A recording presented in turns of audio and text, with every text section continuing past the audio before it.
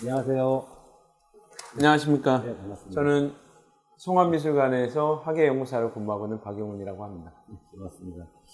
제가 이제 이 송암미술관을 그동안 2번 정도 와봤는데, 저도 인천에 살고 있습니다만, 인천에 이런 데가 있는지 몰랐다는 게 되게 놀라웠고요. 그래서 미술관에 대한 전반적인 소개를 먼저 좀 부탁드릴게요. 저희 송암미술관은 일단 인천시립박물관의 소속입니다. 그래서 인천시립박물관은 미술 관련된 책에서도 이제 알려진 것처럼 1946년에 국립박물관으로는 남한 지역에서 최초로 만들어진 박물관으로요. 처음에 이제 그래서 우연 고유수 선생의 영향을 받았던 성남 이경선 선생이 27살에 이제 초대 관장으로 오셔서 그 당시에서는 이제 남한 지역에서 가장 먼저 이제 국립박물관으로 발전했었는데 그 후에 이제 한 90년대까지는 좀 침체기로 있다가 90년대 이후로 이제 발전을 도모하고 있습니다. 그리고 인천시가 이제 300만 도시로 커가면서 박물관 밑에 산하의 분관으로 여러 개가 생겼는데요.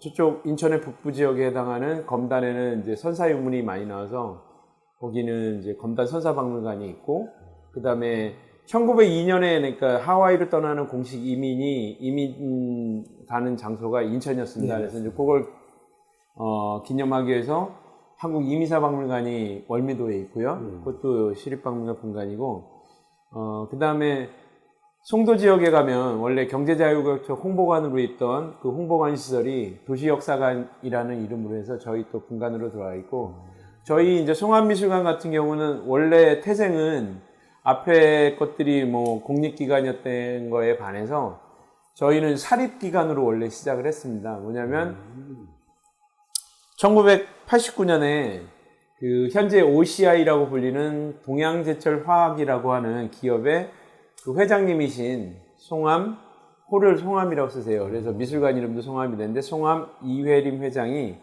개인 재산으로다가 모은 미술관입니다, 원래는.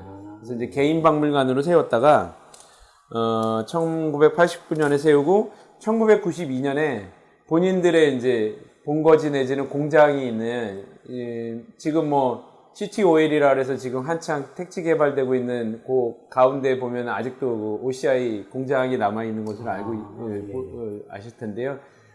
거기 근처로 다 이사 오면서 미술관을 이제 옮겨오게 됩니다. 1992년에 옮겨와서 요거 현재 건물을 이제 전시동 건물을 그때 지었고요. 2005년이 되면은 이제 요 미술관하고 주변 땅을 다 그 인천시에 이제 기부 체납하게 됩니다. 그래서 2005년에 정식으로 이제 인천시로 다 넘어온 이후에 2007년부터 이제 인천광역시립박물관 분관이 됐고, 그 후에 저희가 이제 9년부터 10년도까지, 2010년도까지 리모델링을 한 다음에 2011년에 재개관해서 현재까지 이렇게 진행되고 있습니다. 재개관 이후에 벌써 한 12년 정도 지나고 예. 매해 이제 교육 사업이라든가 특별전 이런 것들을 매해 개최해 오고 있습니다.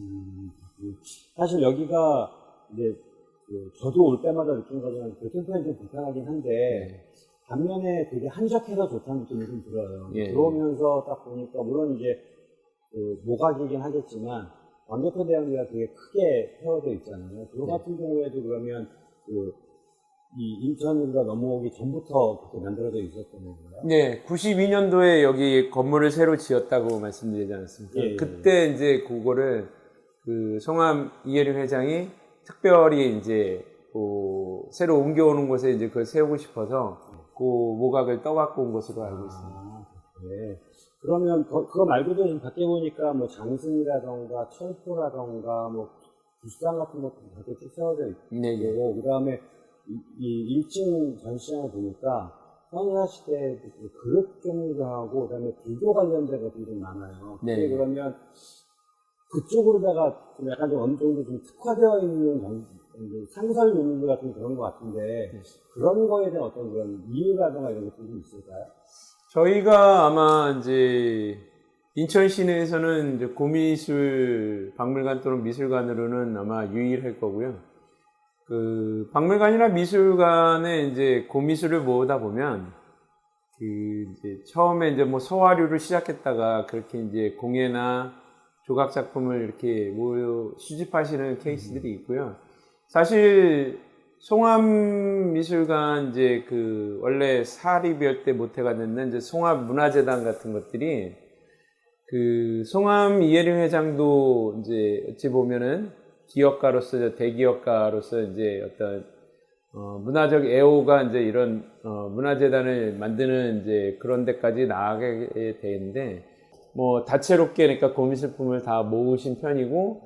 그럼 결국엔 여기가 처음에 애초에 이제 공립으로 시작한 게 아니고 사립으로 시작했기 때문에 이런 특성을 갖고 있는 거라고 볼 수 있는 거예요. 예, 그런 부분도 있습니다. 사실 저는 인상 깊었던 게 밑에 대전시 아까 쭉 훑어보다 보니까 이쪽에 이제 그릇들 옛날 이제 조선시대 뭐 고려시대 그릇들 쭉 있고 이쪽으로 가면 이제 불교 쪽에 관련된 것들이 되게 많아서 예. 왜 딱 뚜렷하게 이렇게 둘로 나뉘어낸 것 같은 느낌이 들길래 그걸 궁금했었거든요. 그거는 92년도 지었을 당시에 그러니까 상설전 시장 그 컨셉하고는 조금 바뀌었습니다. 그러니까 처음에 이제 넘어왔을 때는 광개토 대항비가 그 거기 지금 탑 있는 부분으로 해갖고 천정까지 쭉 올라가 있었어요. 2층까지. 예.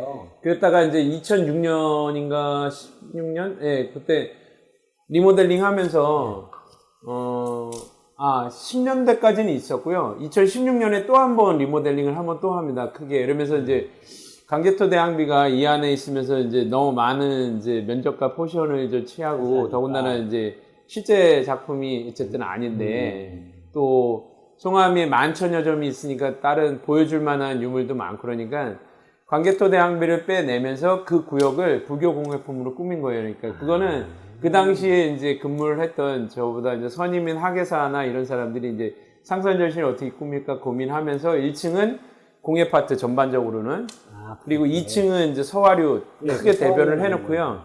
1층 공예에서 이제 주로 저희가 도자기랑 이런 토기 와당 같은 게 많으니까 그거를 위주로다가 일부에 한 3분의 2 포션을 취하고 나머지 3분의 1을 생활공예라든가 목공예를 놓아야 되는데 그 중에 이제 불교공예품, 불교조각품이 많으니까 그 생활공예 영역에서는 불교공예가 또 한 3분의 2가량 차지하게 됐고 2층은 자연스럽게 이제 서화류로다가 다 꾸며졌습니다. 이게 아니라 1층은 딱 그렇게 들어가 있고 2층 올라가니까 좀 방풍부터 시작해서 있고 그런데 뭔가 이렇게 컨셉을 어떻게 잡은 건가 궁금했었는데 그런 생각이 들고 그러면 여기 같은 경우는 지금 현재 이제 제가 여기 와본 게 지금 9월이었나요? 그 사회를 감당하다 특별전 하면서 이제 그때 인연이 됐는데 그런 식의 어떤 특별전을 1년에 몇 번 정도를 진행하시나요? 1년에 한 번 이상씩 하고 있습니다. 연 2회 이상? 예. 그래서 그러면 예전에 했던 좀 독특한 전국은 뭐가 있었을까요? 특별전. 뭐 일단 작년에는 문자도라 그래서 그 옛날에 이제 그 동아시아인들에게는 이제 굉장히 기본적인 덕목인 효제, 충신, 예의, 염치 같은 그 8개의 덕목은 뭐 꼭 유교라는 포장을 하지 않더라도 동아시아 전통시대에 살아가는 사람들에게는 아주 중요한 덕목이었지 않습니까? 이제 그거를 집안에 그러니까 장식적으로 꾸미기 위해서 이제 그 문자에다가 이제 그림 같은 걸 넣고 그런 양식들이 있어요. 예를 들어 갖고 효자 같은 경우는 효도랑 관련된 설화 중에 보면 뭐 한겨울에 그 어머님인가 아프신 어머님이 이제 잉어를 먹고 싶다 그러니까 그 자기 몸을 벗겨갖고 이제 호수에 그걸 녹여갖고 하니까 잉어가 튀어나와서 뭐 바구니에 잡혔다는 그래서 이제 효도랑 관련된 동물이 그 보면 잉어가 있고 또 까마귀가 반포지은이라 그래서 아주 효도하는 그러니까 그런 몇몇 상징적인 동물들을 그 자획 위에다가 이제 그림처럼 얹어갖고 그림과 문자를 섞어 놓는 그런 방식이 있었고요. 그 전에는 이제 민화의 여러 분야들, 성공을 또 바라거나 또 유유자적하고 그러기 위해서 이제 어해도라는 그런 양식이 있잖아요. 그 다음에 또 뭐 노안도라든가, 노안이라는 것은 이제 기러기, 갈대밭에 이제 기러기 안 써갖고 기러기가 이제 갈대에서 논이는 그림인데 그게 한자어로 하면 늙을 때까지 편안하다는 의미잖아요. 그래서 또 그게 병풍이 또 많이 그려지고, 뭐 모란이라든가 이런 그림 같은 경우도 또 부기장수라든가 이런 걸 나타내고 단암을 또 나타내기도 하니까 그런 이제 부기장수의 영역 그리고 뭐 이제 그 신비한 이제 어떤 이제 뭐 것들 통해 갖고 오래 살기를 바라는 이제 뭐 그런 류의 작품이라든가 해서 각각 분야별로 해서 그런 민화들을 소개하는 전시도 좀 있었고요. 그러면 지금 이번에 하는 그 서예를 감상하다가 언제까지 진행되는 거죠? 요거는 올해 9월 26일에 개관을 했고 내년 3월 31일, 2024년 3월 31일까지 그러면 개관합니다. 11, 12, 거의가 반년을. 예, 반년 정도 합니다. 그러면 이거 이후에 내년에 뭐 할지 결정되나요? 내년에는 일단 불교미술 쪽으로 다 생각하고 있습니다. 그래서 이번 이제 올해 2023년도 특별전 주제를 이제 갖고 본관장님하고 회의를 했을 때 지옥도는 어떤가, 이제 지옥에 대한 전시도 괜찮을 것 같다. 그래서 이제 저희가 마침 또 갖고 있는 작품 중에 시황도 작품이 한 3작품 있고, 목재로 다 만든 이제 동자라든가 사자상 같은 게 좀 있어서 지옥으로 가든가, 또 지옥으로 할 경우 이제 저희가 대표 작품이 조금 부족한 경우도 있고 그러면 그걸 넓혀서 불교 미술 쪽까지 넓히는 방향까지 생각하고 있습니다.